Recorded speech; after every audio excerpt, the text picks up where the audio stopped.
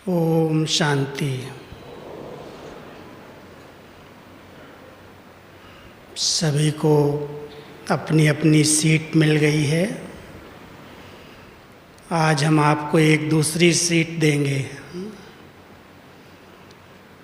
और वो है साक्षी दृष्टा स्थिति की सीट। अगर इस सीट पर बैठ जाएंगे तो बहुत सुंदर मनोरंजन का अनुभव करेंगे, क्योंकि वर्तमान समय हम सब जानते हैं कलयुग अपनी चरम सीमा पर पहुंच रहा है। हर क्षेत्र में अति हो रही है। माया का विकराल रूप, जिसको आज बाबा ने बहुत प्यार से कहा कि बच्चे, माया शेर बन करके आपके सामने आती है, घबराना नहीं, डरना नहीं, वो तो बिल्ली बन करके चली जाएगी। आप माया जीत विजयी बन जाएंगे। सिर्फ एक बात याद रखना, जो कुछ हो रहा है वो सब अच्छे से अच्छा है, और जो कुछ होने वाला है वो बहुत अच्छे से अच्छा होने वाला है। बाबा के शब्द तो बड़े सुंदर अच्छे लगते हैं सुनने में, लेकिन जब प्रैक्टिकल में किसी के सामने कोई परीक्षाएं आती हैं तो कितने प्रकार की हलचल होती है, वो सब हम सब अनुभवी हैं। लेकिन अभी अभी मैं आपसे एक प्रैक्टिस कराना चाहता हूँ। आप अपने स्थान पर बैठे बैठे अपने भ्रकुटी की सीट पर बैठे हैं। आत्मा इस भ्रकुटी के आसन पर विराजमान है और अपने बुद्धि के दिव्य नेत्र से दृष्टा बन करके, साक्षी हो करके अपने चलते हुए संकल्पों पर नज़र दौड़ाएं। सभी एक सेकंड के लिए अपने मन बुद्धि को एकाग्र कर लो। अपने अपने भ्रकुटी आसन की सीट पर बैठो। अनुभव करो कि मैं एक चैतन्य शक्ति आत्मा हूँ, मैं एक लाइट हूँ, एक माइट हूँ। संकल्प मेरी पहली शक्ति आत्मा की है और मैं अपने दिव्य नेत्र से उसकी गति की तरफ ध्यान दे रहा हूँ। ये संकल्प किधर जा रहे हैं? क्या इन संकल्पों पर मेरा नियंत्रण है? साक्षी दृष्टा बन करके अंदर की आँख से, दिव्य बुद्धि के नेत्र से संकल्पों की गति पर नज़र दौड़ाओ। बुद्धि कहाँ कहाँ किस किस बंधन में बंधी हुई है उस पर ध्यान दो, क्योंकि बंधन अपनी तरफ खींचते हैं। जहाँ भी कोई हिसाब किताब होंगे, जब योग में बैठेंगे तो सबसे पहले उधर ध्यान जाएगा। दृष्टा बन करके, साक्षी हो करके अपने सूक्ष्म बंधनों की रस्सियों को चेक करो। संसार के अंदर किन चीज़ों की तरफ मेरी बुद्धि भटकती है? कौन से पदार्थ मुझ आत्मा को अपनी ओर आकर्षित करते हैं और कौन से व्यक्ति मुझे प्रभावित करते हैं? इस दृष्टा की स्टेज पर, आत्मिक स्वरूप की स्थिति में बैठते ही आप अपने आप को अच्छी तरह से देख सकते हैं। आज व्यक्तियों को इतना व्यस्त जीवन होने के कारण स्वयं को देखने का समय नहीं है। बाबा ने हम सबको साक्षी दृष्टा स्टेज, ये बहुत सुंदर सीट दी है। हम सब दृष्टा बनकर के दूसरे के पार्ट को देखना चाहते हैं, दूसरा क्या करता है, इसको क्या करना चाहिए, लेकिन कभी अपने आप को देखने की मुझे फुर्सत है? मैं अपने आप को देखता हूँ कि मैं क्या करता हूँ। ये साक्षी दृष्टा स्थिति केवल हर आत्मा के पार्ट को देखने के लिए नहीं है, अपने आप को देखने के लिए पहले है। संकल्प के साथ साथ शरीर की गतिविधियों पर भी ध्यान दो। संस्कारों के आधार से कर्म इंद्रियों की उत्तेजनाएं कैसी हैं, कहाँ पर क्या हो रहा है शरीर के अंदर। जैसे कई बार जब बहुत साइलेंस में जाते हैं तो अपनी धड़कन भी सुनाई देने लगती है, श्वासों की गति पर भी ध्यान जाता है। शरीर में कहीं दर्द है, कोई तकलीफ है, उस पर भी ध्यान जाता है। जब हम साक्षी दृष्टा स्थिति में बैठते हैं और अपने आत्मिक स्वरूप में स्थित हो जाते हैं तो हम अपने आप को अच्छी तरह से देख सकते हैं और देखने के साथ साथ परिवर्तन भी कर सकते हैं। सिर्फ देखना नहीं है, कई बार देख लेने से निराशा आ सकती है, लेकिन बाबा की शक्तियों को अगर साथ रखते हैं तो हम बाबा के 2 शब्द याद रखना, चेक करो, चेंज करो। महसूस करो पहले किस प्रकार के संकल्प हैं, कौन कौन से बंधन हैं, आत्मा के निजी संस्कार जो वर्तमान समय विकारों के अधीन होकर के बने, कौन से स्वभाव हैं, कौन सी ऐसी आदतें हैं जो मेरे इस ब्राह्मण जीवन के अंदर विघ्न रूप बनते हैं, और कहाँ कहाँ बुद्धि भटकती है, किन संबंधों में, व्यक्तियों में या पदार्थों की तरफ। ये बहुत सूक्ष्म दृष्टा बनने से ही हम चेकिंग कर सकते हैं। बाबा ने अपने बच्चों को नॉलेजफुल बनाया है और 4 बातों में पूरी नॉलेज दी है। सारे ज्ञान का सार मैं आपको 4 बातों में बताता हूँ। पहला दिया है आत्मा का ज्ञान, और आत्मा की जिसने महसूसता कर ली वो देह भान और देह अभिमान से सहज मुक्त हो सकता है। जब हम अपने आत्मिक स्वरूप में स्थित रहते हैं और इसका अभ्यास करते हैं तो दैहिक आकर्षण अपने आप समाप्त हो जाती है। आत्मा की जो ओरिजिनल प्योर स्टेज है उस स्टेज को सहज प्राप्त कर सकती है।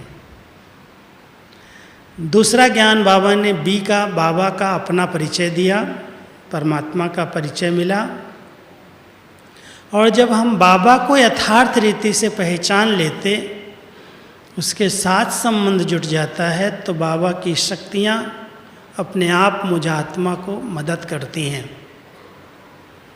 और तीसरा बाबा की जो रचना है कृष्ण ABC, वो बड़ी वंडरफुल रचना है। इसको साक्षी होकर के इस रचना पर नज़र दौड़ाओ, कैसे बाबा ने इस सृष्टि रंगमंच पर आकर नए विश्व की रचना की। उसके लिए उसने कैसे सूक्ष्म वतन रचा, ब्रह्मापुरी, विष्णुपुरी, शंकरपुरी की स्थापना की, और भी इस कलयुगी सृष्टि का परिवर्तन करने के लिए सबसे पहले स्थापना का इतना बड़ा कार्य किया ब्रह्मा बाबा के द्वारा। फिर इस पुरानी सृष्टि के महाविनाश की इतनी भयंकर तैयारियां करवाई गुप्त रीति से, और जब सृष्टि प्रैक्टिकल में सतयुग के रूप में आएगी तो उसकी पालना के लिए कौन सी आत्माएं निमित्त बनेंगी, उनको भी अभी से तैयार किया। बाबा की रचना पर ध्यान दो।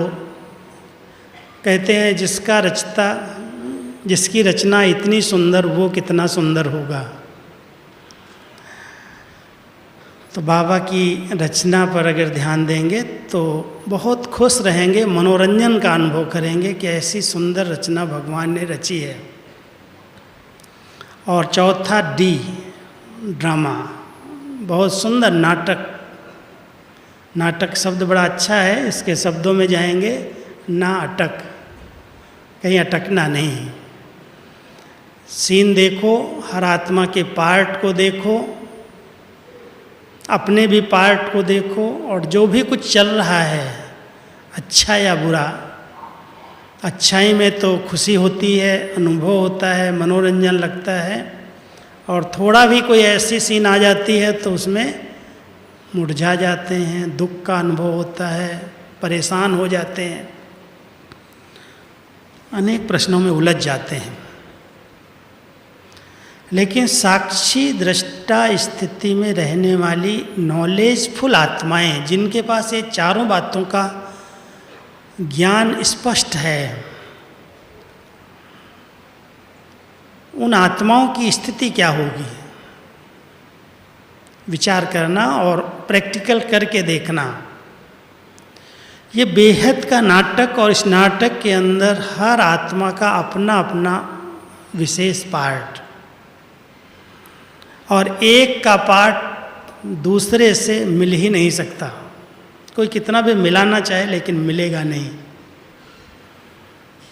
जैसे नाटक, इस बेहद नाटक के अंदर बाबा कहते इतनी सारी करोड़ों आत्माओं का पार्ट है, लेकिन एक का फेस दूसरे के फेस से भी नहीं मिलता, एक के संस्कार दूसरे के संस्कार से भी नहीं मिलते। इतना वैरायटी और वंडरफुल ड्रामा चल रहा है। और ड्रामा के अंदर जो भी हमारे सामने आज परीक्षाएं आ रही हैं, हिसाब किताब आ रहे हैं, जो हम कई बार सोचने लगते हैं ऐसा मेरे साथ क्यों होता है। कई सोचते हैं हमारी बहन हमसे ठीक व्यवहार नहीं करती, हमारे परिवार वाले मेरे से ऐसे चलते, इसने धोखा दे दिया, इसने ऐसा कर दिया, इसने ऐसा कर दिया। कई प्रकार के प्रश्नों में उलझ करके हम अपनी प्रसन्नता को समाप्त कर देते हैं। लेकिन अगर इस नाटक के अंदर किसी को मनोरंजन का अनुभव करना है तो बहुत साक्षी दृष्टा स्थिति में रह करके हर आत्मा के पार्ट को देखने का अभ्यास करो। क्या क्योंकि प्रश्नों में उलझो नहीं, क्योंकि कुछ न कुछ किया है हमने भी, तब हमारे सामने वो बात पेपर बन करके आई है, ऐसे नहीं आती है। अगर कोई मेरे आगे रुकावटें डाल रहा है, कोई मुझे आगे बढ़ने नहीं दे रहा है, कोई मेरी ग्लानि कर रहा है, कोई मुझसे वैर विरोध रखता है, तो जरूर कभी तो कुछ हमने भी ऐसा किया होगा, नहीं? क्या सोचते हो आप सब? ऐसे अचानक तो पेपर बन करके मेरे सामने नहीं आ गया। अगर इस बेहद नाटक को किसी ने यथार्थ रीति से समझा है तो इसमें बहुत मनोरंजन का अनुभव होता है कि ये बातें आई हैं, कोई हमारे पिछले इनके साथ हिसाब किताब रहे हैं, और बाबा की याद से ये सूली से कांटा हो जाएंगे। बड़े हिसाब किताब भी बहुत सहज पार हो सकते हैं। लेकिन अगर किसी ने उन हिसाब किताब के कारण प्रश्नात्मक बुद्धि बना ली, उलझ गया क्यों, क्या, कैसे में, और उसका चिंतन करके वर्णन करने लगा, और उसके वर्णन के साथ 4 लोगों को उस बात को बता दिया, तो हो सकता है वो चुकतू होने वाला हिसाब किताब और गहरा बनता जाए। फिर उसको चुकतू करने में और मेहनत लगेगी। इसलिए ज्ञान ये कहता है, समझ ये कहती है कि जो कुछ किसके सामने कोई पेपर है, बहुत साक्षी दृष्टा स्थिति से नॉलेजफुल बनकर के योग की शक्तियों का प्रयोग करो, वो विघ्न अपने आप समाप्त हो जाएंगे। बाबा से बड़ी शक्ति कोई दुनिया के अंदर नहीं है। और बाबा का यथार्थ ज्ञान हमारे पास है, संबंध है, परिचय है, उसके साथ इतना प्यार है कि हमारी जो बात है, जो समस्या है, वो सब का समाधान करने के लिए हमारा साथी सर्वशक्तिवान है। लेकिन उसको भूलकर, उसको छोड़कर हम अल्पज्ञ आत्माओं का सहारा लेते हैं और सोचते हैं ये मुझे मदद करेगा, ये व्यक्ति मुझे मदद करेगा। और साकारी सहारे के पास जाने के कारण कई बार उनके साथ हमारी लेन देन होते हुए उनसे हिसाब किताब बन जाते। बहुत गहरी बात मैं आपको ये बता रहा हूँ कि जब हम सब ने बाबा को अपना साथी बनाया है, कोई भी विकराल, कोई भी शरीर का, धन का, संबंधों का, भटकती हुई आत्माओं का, प्रकृति का, किसी भी प्रकार का पेपर हो, अगर वो सभी पेपर्स को सहज सुलझाना चाहते हैं तो उसकी केवल एक विधि है। बाबा कहते हैं मन मना भव, केवल मुझे याद करो, सब बातों का समाधान इसी एक कैप्सूल के अंदर है। इसलिए हर आत्मा के पार्ट को देखने का बहुत साक्षी होकर अभ्यास करो, न्यारे बन करके देखो और अंदर से हवाई हवाई के बजाय वाह वाह करो। क्यों क्यों, क्या, कैसे नहीं, बहुत अच्छा, बहुत अच्छा, बहुत अच्छा। किसी भी आत्मा के साथ भेंट नहीं करो। कई बार हम क्या करते हैं, मान लो इस आत्मा के साथ जो हमारे साथ चले हैं, ज्ञान में चले हैं, हमारे साथ कोई धंधे में, बिजनेस में कोई आगे बढ़े हैं,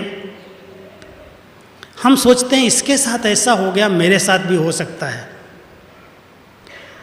और उसको सोच सोच करके हम अपने आप को दुखी कर लेते हैं, परेशान कर लेते हैं कि ऐसा हो न जाए। हमारी टीचर्स बहनें कई कमज़ोर को देख करके खुद कमज़ोर बन जाती कि पता नहीं इस कुमारी के साथ, इस टीचर के साथ ऐसा हुआ, मेरे साथ भी न हो जाए। तो किसी के पार्ट से, किसी के हिसाब किताब से, किसी के भाग्य से भेंट मत करो। हर एक का भाग्य अपना है, हर एक का हिसाब किताब अपना है। मैंने अगर श्रेष्ठ कर्म किए हैं, मैंने अगर दुआएं जमा की हैं, कोई पेपर अगर आ भी गया तो मैं सहज पार कर जाऊंगा। इस निश्चय से पार कर लो। इसके सामने ऐसा हो गया, पता नहीं मेरे सामने भी ना हो जाए, इसको साक्षी दृष्टा नहीं कहते। हर आत्मा के पार्ट को साक्षी होकर देखना, भेंट नहीं करना, और कभी भी ईर्ष्या द्वेष के कारण उससे नफरत नहीं करना। कई बार जब उससे ईर्ष्या होती है, हम उसके भाग्य को देख करके खुशी के बजाय दुख का अनुभव करने लगते हैं।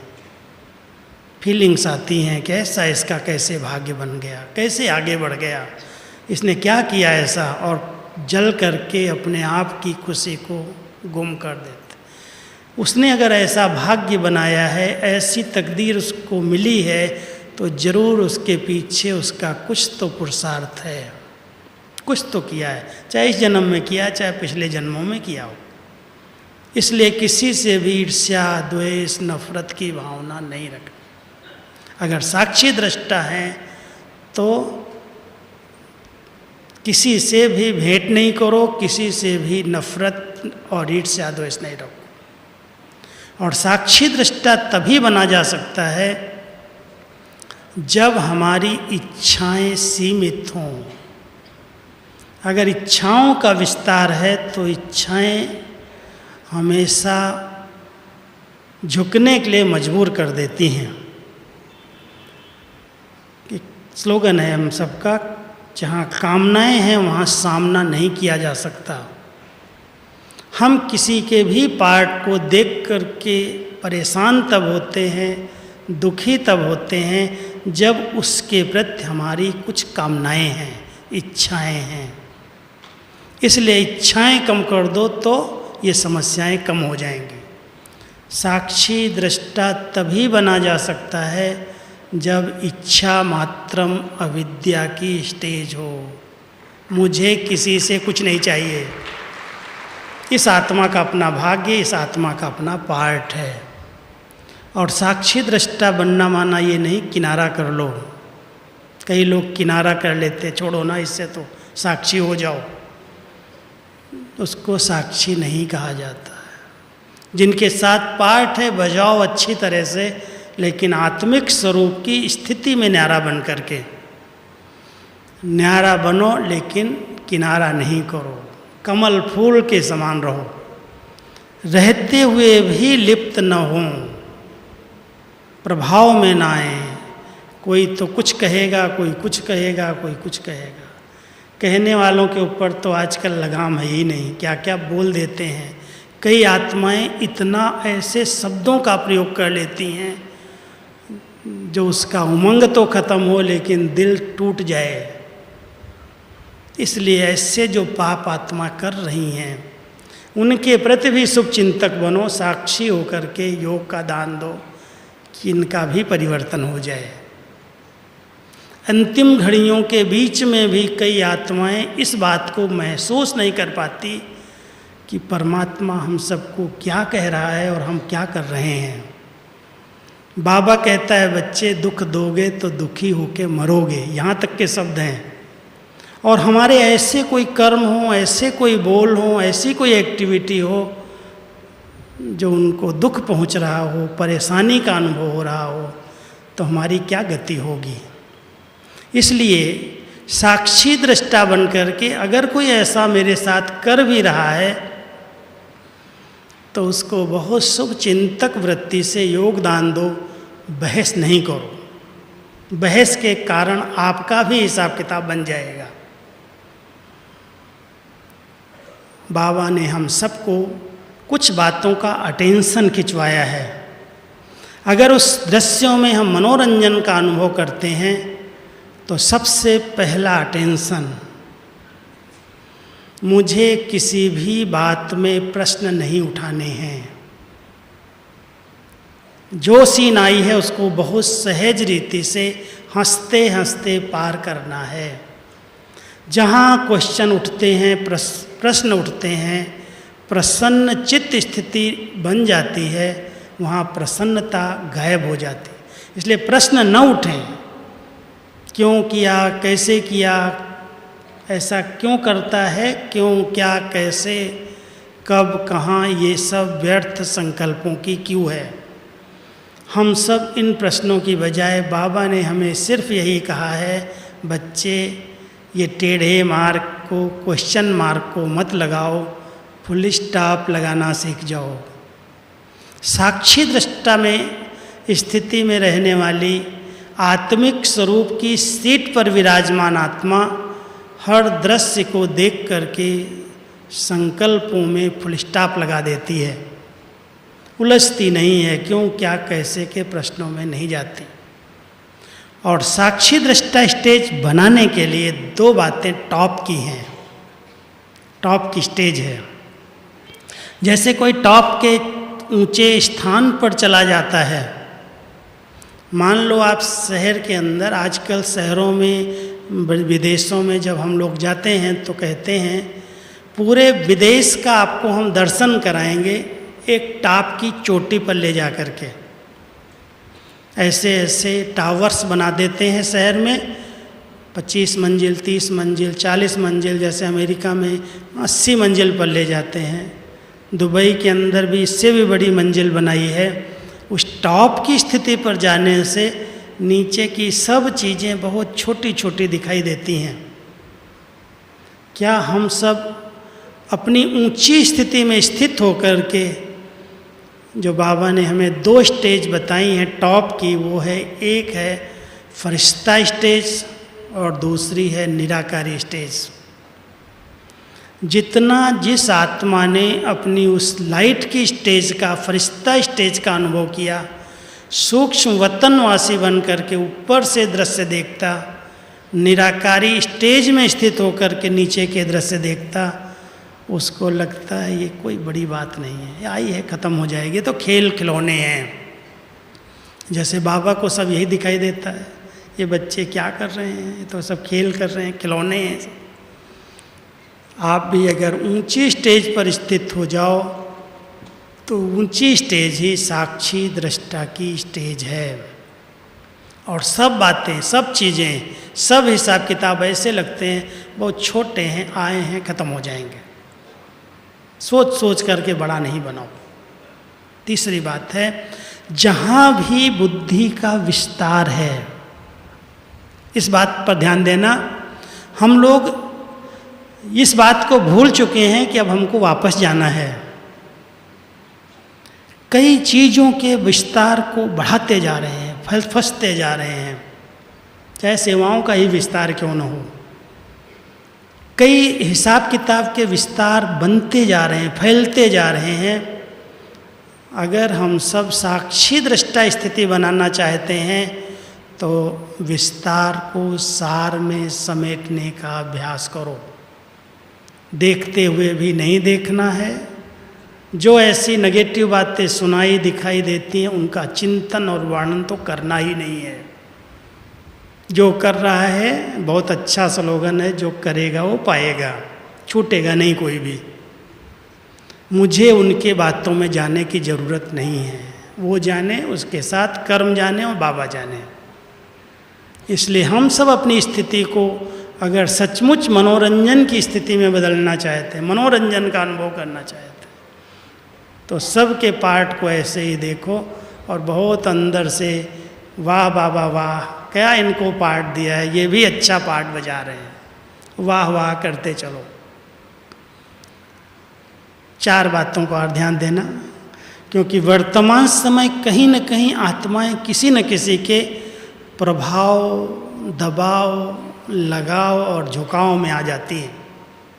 कोई कितनी भी विशेष आत्मा हो, कितना भी कोई सिद्ध पुरुष हो, चमत्कार दिखाने वाला हो, लेकिन मुझे किसी भी देहधारी के प्रभाव में नहीं आना है। कोई भी आत्मा मुझ आत्मा को प्रभावित न करे इस समय, नहीं तो अपने जाल में फंसा लेगी। हम साक्षी दृष्टा होकर के पार्ट प्ले नहीं कर सकेंगे। इसलिए केवल एक बाबा पर मुझे प्रभावित होना है, किसी भी देहधारी पर, चाहे वो क्यों न कितना ज्ञानी हो, समझदार हो, बहुत अच्छा वक्ता हो, बहुत अच्छा योगी हो, किसी भी तरह कोई आत्मा मुझे प्रभावित न कर ले। मैं किसी के लगाव, झुकाव, प्रभाव में ना आ जाऊं। अपने आप को चेक करो कि अगर कहीं भी कोई आत्मा ने अपना प्रभाव डाल लिया है, अपनी विशेषताओं का, अपनी कलाओं का, अपनी सेवाओं का, अपने धन के सहयोग का, तो वो आत्मा अपने तक फंसा लेगी, हमें बाबा से प्राप्ति होने से वंचित कर देगी। इसलिए किसी भी देहधारी के ऊपर मुझे प्रभावित नहीं होना। बाबा ने जो दिया है वो कोई आत्मा दे ही नहीं सकती। अखुट दिया है, अथाह दिया है, उसका चिंतन करो, सुमिरन करो और उस नशे में रहो कि पाना था सो पा लिया।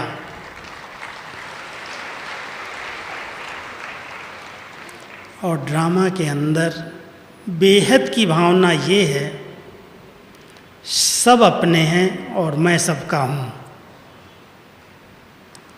कोई ये न कहे ये पर्सनल इस जोन का है, इस स्थान का है,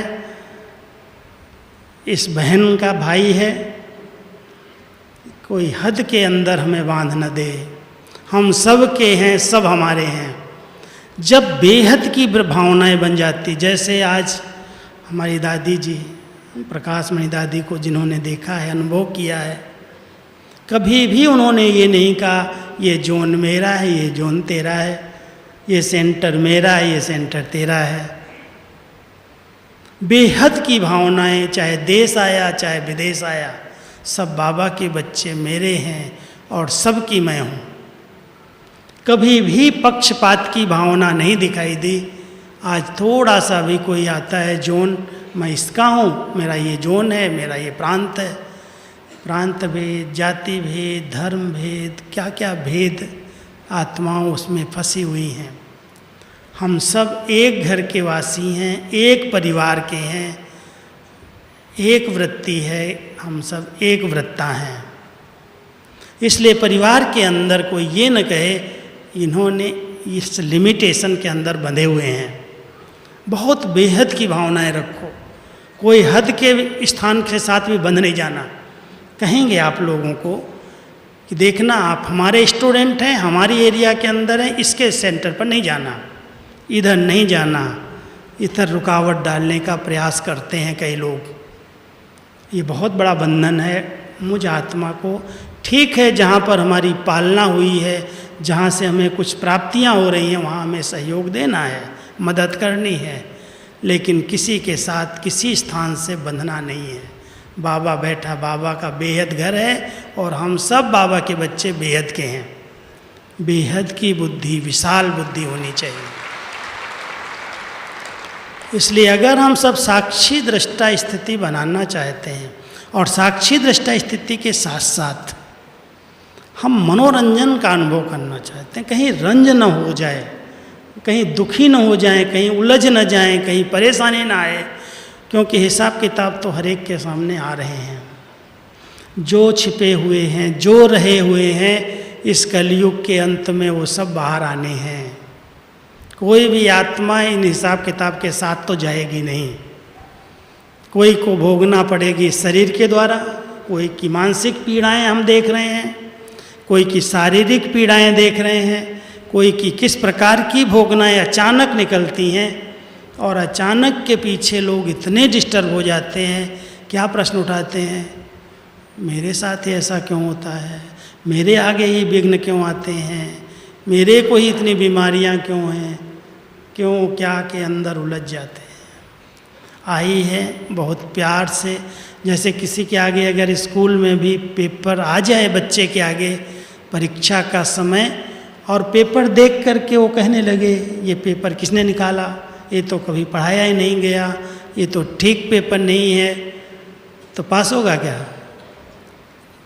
उस पेपर को अगर समझदार विद्यार्थी है तो बहुत प्यार से पहले पढ़ता है, क्वेश्चन नहीं करता किसने निकाला, क्यों निकाला, कहाँ से आया।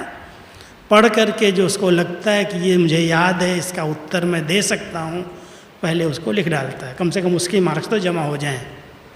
फिर उसके बाद धीरे धीरे उसमें विचार चलना शुरू हो जाते हैं और सभी प्रश्नों का उत्तर वो लिख देता है, पार हो जाता है। बाबा भी कहते हैं बच्चे अगर किसी भी प्रकार का पेपर आए तो मन को डिस्टर्ब मत करो। आपके पास बहुत बड़ी शक्ति है मन की, और इस मन की शक्ति को जिसने कंट्रोल में ले लिया, इसको एकाग्र कर लिया, वो हर परीक्षा को पार कर सकता है। और किसी का मन ही डिस्टर्ब हो जाए, मन के अंदर ही अनेक प्रकार के विचार, तूफान, तनाव पैदा हो जाए, तो तनाव वाला थका हुआ कभी भी ठीक निर्णय नहीं कर सकता। इसलिए हम सबको इन बातों का बहुत अंडरलाइन करके, अटेंशन देके इस समय चलने की ज़रूरत है कि ड्रामा कल्याणकारी है। हर सीन में कुछ न कुछ राज भरे हुए हैं। बाबा कहते हैं एक मैं तुम बच्चों को कैंची देता हूँ, जैसे कैंची के अंदर दो पत्तियाँ ऐसे चलती काटती जाती हैं, जो व्यर्थ कपड़ा होता निकाल देते हैं, जो जरूरी होता उसको ही रखती हैं, और फिर सुई देता हूँ। तो कल्याणकारी ड्रामा की कैंची साथ रख करके कोई भी अकल्याण की सीन आती है, कोई भी किसी भी प्रकार की लगता है ये अकल्याण की सीन है, ये नहीं होनी चाहिए, हमारे सामने क्यों आई, ब्राह्मण परिवार में क्यों आई, हम तो बाबा के बच्चे हैं, हमें इस बात का क्यों सामना करना पड़ रहा है। बाबा कहता बच्चे इसमें भी कुछ कल्याण है। बाबा ने ये सिखाया कि अगर कोई बुराई की सीन आ रही है तो उस बुराई में भी कुछ तो सिखा के जा रही है, अनुभवी बना के जा रही है, इसलिए उस सीन के अंदर भी कुछ न कुछ कल्याण समाया हुआ है। जब बाबा कल्याणकारी है, ड्रामा कल्याणकारी है, संगम युग का समय कल्याणकारी है, तो क्यों नहीं इस निश्चय में हम रहते हैं कि मेरा अकल्याण तो हो ही नहीं सकता। अगर कोई भी बात व्यर्थ संकल्प और विकल्प के रूप में आती है तो उसकी विधियां हैं और उन विधियों को अपनाना चाहिए। क्यों आ रही हैं? वो बार बार मान लो व्यर्थ संकल्प आते हैं, विकल्प आते हैं, कोई ऐसे विकारी संकल्प आते हैं, स्वप्न ऐसे अशुद्ध आते हैं, तो हमें अपनी दिनचर्या को सेट करना और चेक करना चाहिए। कुछ तो पास्ट के हिसाब किताब के कारण आते हैं और कुछ वर्तमान समय के अलबेलेपन के कारण आते हैं। अलबेलापन है, हमने अपने आप को स्ट्रिक्ट नियम और मर्यादाओं में बांधा हुआ नहीं है। कुछ न कुछ सूक्ष्म में जब अलबेलेपन में किसी भी बात की मर्यादा का उल्लंघन होता है तब माया का वार होता है। ऐसे नहीं होता, कहीं न कहीं कुछ न कुछ लूज हैं। टाइट करो अपने आप। कहाँ लूज हैं वो हर एक खुद जानता है। चाहे वो गंदी पुस्तकें पढ़ता है, चाहे वो इंटरनेट में गंदी चित्र देखता है, चाहे ऐसी वार्तालाप करता है, चाहे संबंधों में उसके जरा भी लौकिकता है, खान पान में बहुत आसक्तियां हैं, वो इंद्रियों को शीतल और शांत नहीं रहने देती हैं, उत्तेजित करती हैं। अगर हम सब अपने आप को संपूर्ण पावन बनाना चाहते हैं, संपूर्ण निर्विकारी बनाना चाहते हैं, इस माया के विघ्नों से बचना चाहते हैं, तो साक्षी दृष्टा स्थिति के साथ साथ इन नियमों को दृढ़ता से पालन करना जरूरी है। अलबेले नहीं बनो। बाबा ने कहा है बच्चे अमृत वेले उठो, बाबा से शक्ति लो, वरदान लो, फिर मुरली की अच्छी स्टडी करो, रेगुलर स्टूडेंट बनो। अगर इन दो बातों में भी कोई अलबेला है तो जरूर कहीं न कहीं से माया अपना चांस लेती है, शेर बन करके सामने आती है। कितनी भी बाबा की बातें हमें याद रहें, लेकिन उनके सामने कई प्रकार के प्रश्न उठते ही हैं। इसलिए आवश्यक है हम सब बाबा के बच्चे इस ईश्वरीय नियमों और मर्यादाओं को दृढ़ता से पालन करें। इसमें ही हमारा कल्याण है। ड्रामा कल्याणकारी है, सीन कल्याणकारी है, लेकिन अपने अकल्याण की जो बातें सामने आती, क्या हमारे कारण तो ऐसे दृश्य नहीं आए हैं? कई बार हम अपने कारणों पर ध्यान नहीं दे पाते। बहुत महीन कारण होते हैं, सूक्ष्म कारण होते हैं, जिसके कारण बार बार मेरे आगे रुकावटें आती हैं, विघ्न आते हैं। या तो हम बाबा के साथ सच्चे साफ ईमानदार नहीं हैं, कहीं न कहीं कुछ मिलावट कर रहे हैं, इसलिए कुछ न कुछ विघ्न हमारे सामने आते हैं। बाबा के साथ ईमानदार हैं, अपने निमित्त के साथ ईमानदार नहीं हैं। बाबा ने हम सबको बाप, टीचर, सतगुरु और साजन के रूप से 4 स्लोगन दिए हैं। बाप रूप से बाबा ने कहा है आज्ञाकारी होकर के रहो, शिक्षक के रूप से ईमानदार होकर के रहो, सतगुरु के रूप से फरमानबरदार होकर के रहो, और सब आत्माओं का साजन एक परमात्मा है, इसलिए उसके साथ वफादार होकर के रहो।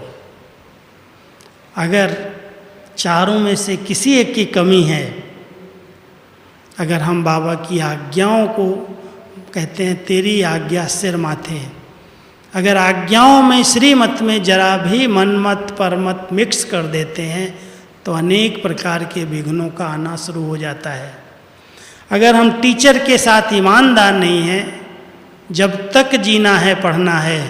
कई लोग समझते हैं हमने तो पढ़ लिया सब कुछ, हमें तो सब कुछ पता है, मुरली तो वही है, हमें सब याद हो गया है। कई लोग ऐसे ऐसे बहाने करके बाबा की मुरलियों में अलबेले रहते हैं। भले मुरली रिवाइज है, कई बार पढ़ी हो सुनी हो, लेकिन जिस दिन की मुरली है उस दिन के लिए वो गुरु का ग्रंथ है, हमारे लिए वही सत्य वचन है, और उसी दिन के पेपर का उत्तर उस मुरली में है। आप सभी बाबा की मुरली को जिस तारीख में आपके पास आ रही है, वो देखने वाला ऊपर से देखता है कि मेरे बच्चों के सामने कब कौन सा पेपर आने वाला है, उसका उसी मुरली में उत्तर होता है।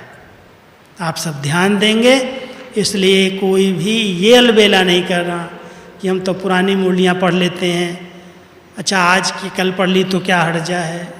जब डेट वाइज बाबा के घर से मुरली का प्रबंध जा रहा है, मिल रहा है, और आजकल इंटरनेट के ज़माने में कोई भी ऐसा नहीं कह सकता है कि मुझे मुरली नहीं मिलती। किसी से मांगने की भी ज़रूरत नहीं रही। अगर सेवा केंद्र पर संबंध है, अच्छे जाते हो, क्लास करते हो, तो इससे बड़ा श्रेष्ठ भाग्य कुछ नहीं। लेकिन फिर भी आपके पास मोबाइल में ब्रह्मा कुमार जी .org अगर ऐप है, खोलते हो, 2 दिन की मुरली रोज़ मिल जाती है। मुरली की अच्छी स्टडी करो, अच्छा चिंतन करो, उस पर मनन करो, उसकी गहराई में जाओ, सब प्रकार की व्यर्थ नेगेटिव बातें अपने आप समाप्त हो जाएंगी। कोई भी नेगेटिव सीन आए, साक्षी दृष्टा होकर के देखो इस सीन के अंदर कौन सा राज है। जैसे बाबा कहते हैं महाविनाश दुनिया के लिए विनाश है और आप बच्चों के लिए कल्याण है। क्यों? क्योंकि इसी विनाश से स्वर्ग के गेट खुलने वाले हैं, इसी विनाश से सबको गति सद्गति मिलने वाली है। इतना बड़ा शुभ कल्याण इसमें समाया हुआ है। इसलिए किसी भी दृश्य को देखो कलयुग के विनाश का, क्यों, क्या इसने ऐसा किया, इसके कारण ऐसा हो गया। बाबा कहता है बच्चे बनी बनाई बन रही, अब कुछ बननी ना आए, चिंता ताकि कीजिए जो अनहोनी होई। क्यों चिंता कर रहे हो? सब बातें बनी बनाई ड्रामा के अंदर हैं और बहुत बड़ा इसके अंदर कुछ कल्याण समाया है। अगर कोई भी ऐसा दृश्य दिखाई देता है जिसमें लगता है कि अभी ये दुनिया गई की गई, और बाबा के बच्चे उस गई की गई को देख करके क्या कहते हैं, वाह हमारी दुनिया आई की आई, सतयुग की दुनिया आई की आई। क्योंकि अगर ये जाएगी नहीं तो आएगी कैसे। तो जिस प्रकार की चारों तरफ से हलचल है, प्रकृति के 5 तत्वों का जो विकराल रूप है, माया जो अपना फुल फोर्स लगा रही है विकारों के रूप में, ये 10 शीश वाला रावण अब गया कि गया, इसका अंतिम समय आ गया। और कोई भी दुश्मन जब जाने पर, हार खाने पर होता है तो क्या करता है, वो फुल फोर्स से अटैक करता है। इसलिए फुल फोर्स से अटैक हो और आप हम सब विजयी बन जाएं, बाबा की यही शुभ आशा है कि ये मेरे विजयी बच्चे हैं। सवेरे सवेरे उठो, 3 तिलक मस्तक पर लगा लो, 3 तिलक लगा लो। एक मैं आत्मा बिंदी हूँ, आत्मा की स्मृति का तिलक है। दूसरा मैं सदा विजयी हूँ, बाबा ने हमारे मस्तक पर ये वरदान दे दिया, तिलक लगा दिया है, बच्चे विजय तुम्हारा जन्म सिद्ध अधिकार है। और एक तिलक माताएं विशेष लगाती हैं, मैं सदा सुहागिन हूँ, कभी भी मेरा सुहाग जा नहीं सकता, क्योंकि बाबा हमारा अमर है, अविनाशी है, सदा साथ है। इसलिए अगर ये 3 स्मृतियों का तिलक लगा लिया मस्तक पर, तो विजयी भव के वरदान से कभी भी छोटी दिल नहीं होगी, कभी निराशा नहीं आएगी, कभी उदासी नहीं आएगी, कभी प्रश्न नहीं उठेगा, अभी पता नहीं क्या होगा, ये बातें आई हैं, ये इससे कलंक लग रहे हैं, ये हो रहा है, ये हो रहा है। कहीं जब सुनाने लगते हैं तो मैं कहता हूँ अच्छा, बाबा के सामने कोई ऐसे आते थे ना, बाबा एक बहुत रमणीक दृश्य याद करता है। साकार बाबा के सामने कोई बच्चे आते थे और बाबा को कहते थे, बाबा मेरे सामने ये पेपर आया, मेरे सामने ये पेपर आया। एक बार एक कुमारी आई, बहन जी मेरी बड़ी दीदी ऐसे करती है, ऐसे करती है, ऐसे करती है। बाबा बड़ा मुस्कुराता रहा, अच्छा बच्चे और क्या करते हैं, और क्या करते हैं, और क्या करते हैं। जब उसने अपनी दिल बिल्कुल हल्की कर दी तो बाबा कहता, बच्ची एक बात कहूँ, तुमको इतना तंग करती है वो, तुमने पिछले जन्म में सासू बन करके उसको तंग किया था। तो कुछ तो हिसाब किताब है, तब तो हो रहा है। इसलिए बाबा तो बड़े रमणीक थे और रमणीकता से बच्चों की दिल ले लेते थे कि बच्चे ज़्यादा इन बातों को सोच सोच करके बड़ा नहीं बनाओ, अपने को खुशनुमा रहो, अपने चिंतन में रहो। एक कहावत है, अपनी घोट तो नशा चढ़े, अपनी मस्ती में मस्त रहो। इस दुनिया में तो आग लगनी ही है, आप रहो मस्ती में। तो इसलिए विकारों की आग से डरना नहीं, माया के बहुरूपों से घबराना नहीं। बाबा ने कहा है बच्चे साक्षी दृष्टा की स्थिति में रहने का अभ्यास करो, और ये सीट है आत्मा की। जब आत्मक की स्थिति में हम स्थित हो जाते हैं तो हर दृश्य में लगता है वाह बहुत अच्छा है, मनोरंजन का अनुभव होता है। तो हम सब बाबा के बच्चे इस संगम युग पर इतने भाग्यवान हैं जो भगवान हम सब को बहुत प्यार से मीठे बच्चे कह के बहुत ऊंची मंजिल पर पहुंचा रहा है। ठीक है, हम सब ऊंचाई की ओर बढ़ रहे हैं। इसलिए कभी भी ऊंची मंजिल पर किस बात का ध्यान रखते हैं? अगर मंजिल ऊंची हो, रास्ता फिसलने वाला हो, तो कहते हैं थोड़ा कदम जो है ना संभल करके रखो बस, नहीं तो अगर फिसल गए तो एकदम नीचे चले जाएंगे। इसलिए हम सब ऊंची मंजिल के राही हैं। बाबा हमारा साथी सर्वशक्तिवान है, विजयी बनना ही है। तो साक्षी दृष्टा स्थिति का अच्छा अभ्यास करो। ओम शांति।